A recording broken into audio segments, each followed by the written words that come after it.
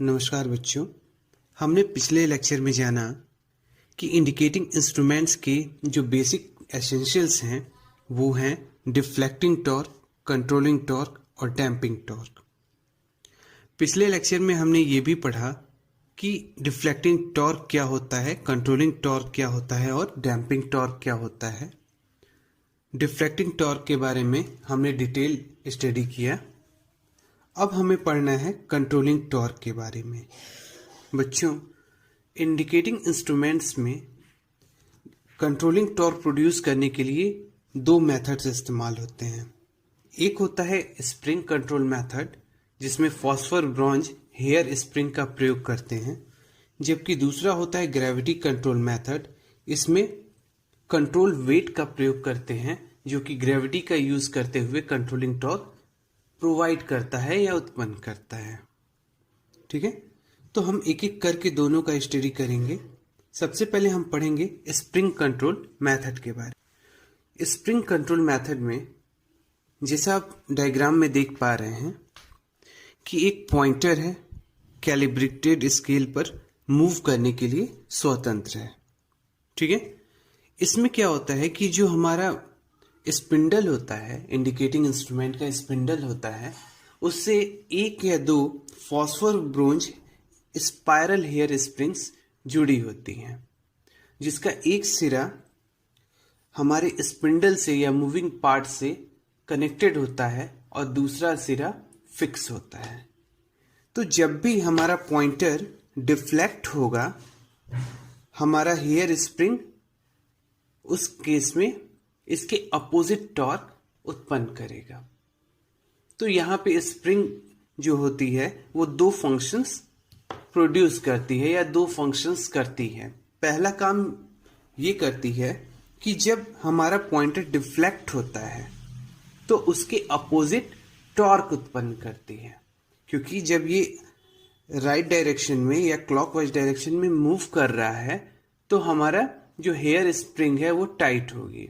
तो जब spring tight होगी तो सीधी सी बात है कि उसके अपोजिट एक फोर्स लगेगा, यानी कि जब भी पॉइंटर हमारा डिफ्लेक्ट होगा उसके अपोजिट फोर्स हेयर स्प्रिंग से लगेगा। ठीक है, यानी पहला काम ये हुआ कि वो क्या करती है, राइट डायरेक्शन में जब हमारा पॉइंटर डिफ्लेक्ट हो रहा है तो कंट्रोलिंग टॉर्क प्रोड्यूस करेगी। और दूसरा मेन काम है कि जब हमारा डिफ्लेक्टिंग टॉर्क समाप्त हो जाए तो हमारे पॉइंटर को अपने इनिशियल पोजीशन पे वापस ले आए या जीरो पोजीशन पे वापस ले आए। ठीक है, तो ये बेसिक हमारा फंक्शन हुआ स्प्रिंग कंट्रोल मेथड का। अब इस केस में जो हमारा पॉइंटर है वो ऐसे पोजीशन पे जाके रुकेगा जहां पे हमारे टीसी और टीडी बैलेंस हो, यानी टीसी और टीडी जहां पर बराबर होंगे वहां पर हमारा पॉइंटर जाके रुकेगा। ठीक है, तो टीसी जो होगा या हमारा कंट्रोलिंग टॉर्क इस कंडीशन में जो होगा, क्योंकि स्प्रिंग की वजह से ये कंट्रोल उत्पन्न हो रहा है, तो वो E B T cube upon 12L into theta newton metre के इक्वल होगा, जहां पे थीटा जो है वो एंगल ऑफ डिफ्लेक्शन है।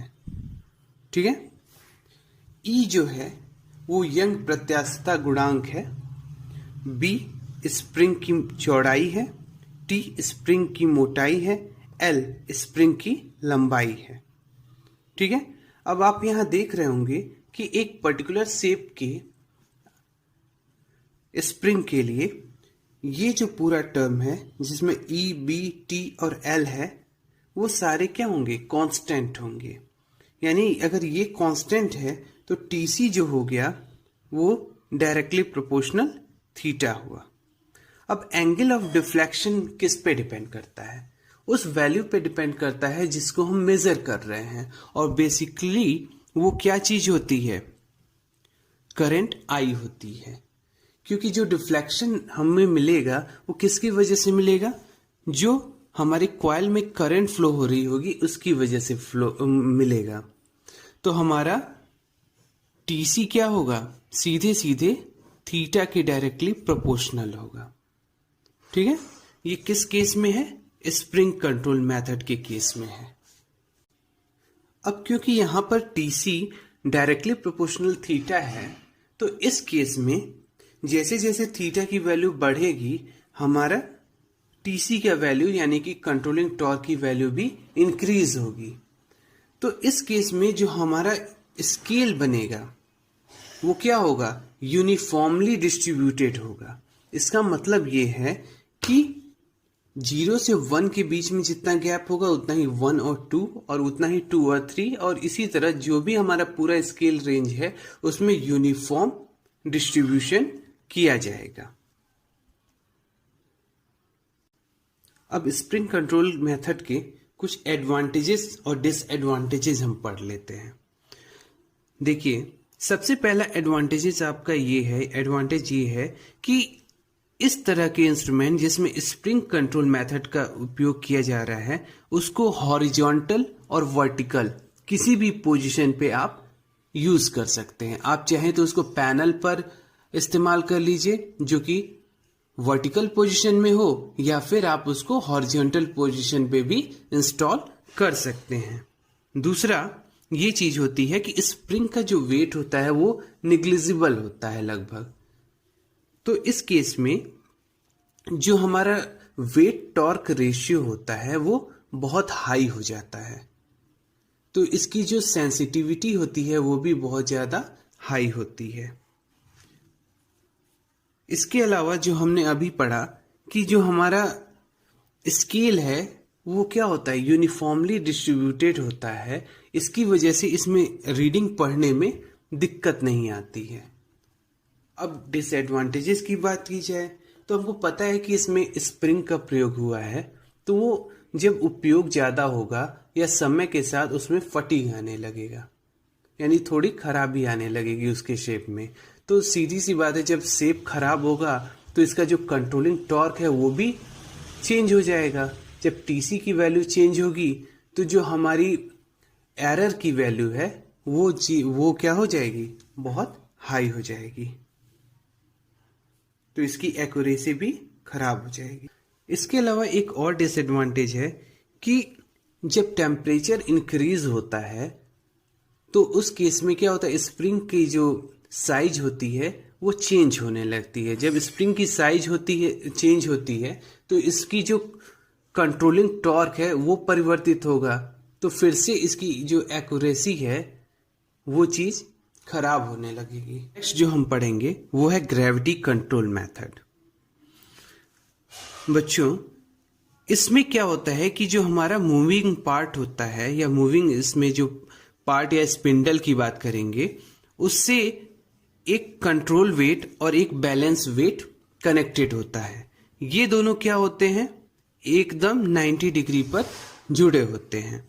अब इन दोनों की पोजीशन ऐसी होती है कि जब हमारा कंट्रोल वेट डाउनवर्ड डायरेक्शन या वर्टिकल पोजीशन में हो उस समय हमारा पॉइंटर 0 पर स्थित होगा। अब जब इसमें डिफ्लेक्टिंग टॉर्क लगेगा तो डिफ्लेक्टिंग टॉर्क की वजह से हमारा पॉइंटर क्लॉकवाइज डायरेक्शन में मूव करेगा।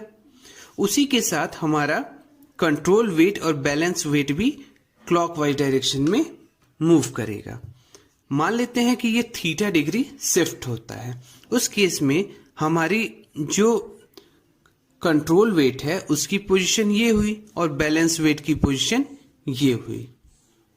अब क्योंकि हमारा जो कंट्रोल वेट है उसमें कुछ वजन है या वेट है, उसकी वजह से वो क्या करेगा, ग्रेविटेशनल फोर्स की वजह से वो अपनी इनिशियल पोजीशन यानी वर्टिकल पोजीशन में आने की कोशिश करेगा। तो इसकी वजह से जो हमारा वेट है उसके दो कंपोनेंट बनेंगे। एक होगा W cos थीटा जो कि हम इसकी नई पोजीशन के डायरेक्शन में होगा, W जो कि डाउनवर्ड डायरेक्शन में होगा, और W sin थीटा जो कि W cos थीटा से 90 डिग्री एंगल पर होगा। अब आप देखेंगे कि W cos थीटा का कंट्रोलिंग टॉर्क में कोई योगदान नहीं है, तो इसमें किसका योगदान होगा, किसकी वजह से ये इधर आने की कोशिश करेगा, W sin थीटा की वजह से। जो हमारा वेट है, कंट्रोल वेट, वो अपनी पुरानी पोजीशन या वर्टिकल पोजीशन में किसकी वजह से आएगा, W साइन थीटा की वजह से आएगा। तो इस केस में जो हमारा कंट्रोलिंग टॉर्क है वो किसके प्रोपोर्शनल हुआ?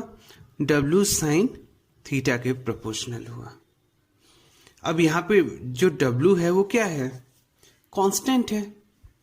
तो TC किसके डायरेक्टली प्रोपोर्शनल हुआ? साइन थीटा के।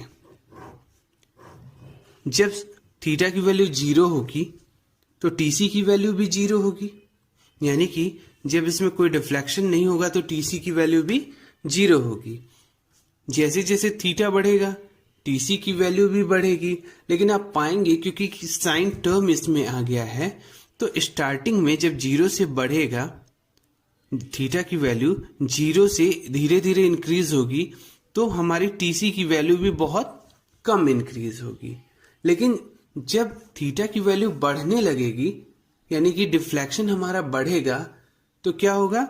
हमारा TC का वैल्यू भी बहुत तेजी से बढ़ेगा। ठीक है, क्योंकि TC जो है वो directly proportional W sine theta है और W क्या है? कांस्टेंट है। तो TC किसके डायरेक्टली प्रोपोर्शनल हो गया? साइन थीटा के डायरेक्टली प्रोपोर्शनल हो गया। अब इसके व्यवहार में ये परिवर्तन आएगा कि जो हमारा स्केल बनेगा वो स्टार्टिंग में बहुत कम कम दूरी पर बनेगा, जबकि जैसे जैसे हम आगे की ओर बढ़ेंगे या आगे रेंज में बढ़ेंगे, स्केल पे आगे बढ़ेंगे, तो जो दो हमारे खाने हैं उसके बीच की दूरी बढ़ती जाएगी, यानी कि यूनिफॉर्म स्केल इस केस में संभव नहीं होता है। अब इसके कुछ एडवांटेजेस हैं, जैसे ये जो इंस्ट्रूमेंट होते हैं जिसमें ग्रेविटी कंट्रोल मेथड इस्तेमाल होता है ये बहुत सिंपल होते हैं और बहुत सस्ते भी होते हैं। इसके अलावा टेम्परेचर का कोई इसमें अफेक्ट नहीं हो पाता है। इसके अलावा इसको एक लंबे समय तक उपयोग किया जा सकता है। डिसएडवांटेजेस क्या हैं? डिसएडवांटेजेस जैसे आपको हमने बताया कि इसको हमेशा वर्टिकल पोजीशन में आपको इस्तेमाल करना पड़ेगा। अगर आप चाहें कि इसको हॉरिजॉन्टल पोजीशन पे इस्तेमाल कर लें तो वो संभव नहीं होता है। इसका जो स्केल होता है वो नॉन यूनिफॉर्म होता है। इसकी वजह से जब कम डिफ्लेक्शन होता है या कम रीडिंग पढ़नी होती है तो उसमें एरर की संभावना बहुत ज़्यादा होती है। जो इसका वेट है वो थोड़ा ज़्यादा होता है, जो इस कंट्रोल के लिए वेट प्रयोग कर रहे हैं उसकी वजह से क्या होगा कि जो हमारा वेट टॉर्क रेशियो है वो बहुत कम होता है। तो इसकी जो एक्यूरेसी होती है या कहिए सेंसिटिविटी की बात करें, दोनों चीजें बहुत कम होती हैं। ठीक है, तो ये रहा हमारा स्प्रिंग कंट्रोल और gravity control method. Next lecture में हम पढ़ेंगे डैम्पिंग सिस्टम के बारे में कि डैम्पिंग सिस्टम में क्या क्या मेथड्स प्रयोग किए जाते हैं। आज के लेक्चर में बस इतना ही, और कोई आपका परेशानी हो, कोई इसमें समस्या हो तो आप कमेंट सेक्शन में पूछ सकते हैं। धन्यवाद।